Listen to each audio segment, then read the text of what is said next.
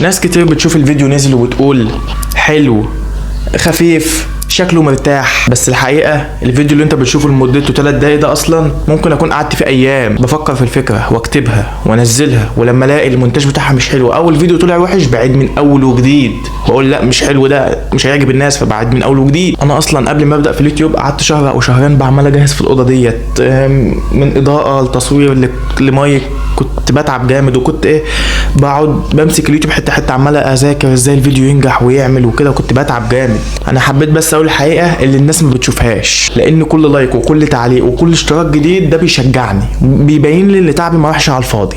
انا مش بقول الكلام ده عشان اشتكي، بالعكس انا مبسوط جدا عشان بعمل حاجه اللي انا بحبها. ولو انت وصلت لحد هنا في الفيديو شاركوا مع حد تاني عشان نكبر مع بعض، وابقى اكتبوا لي رايكم في الكومنتات. انا هبقى اعمل فيديو كده مخصص لو انتوا رديتوا عليا يعني في الكومنتات، اسئله المتابعين كلها عن اسئله المتابعين، هرد عليكم بكل صراحه. سلام.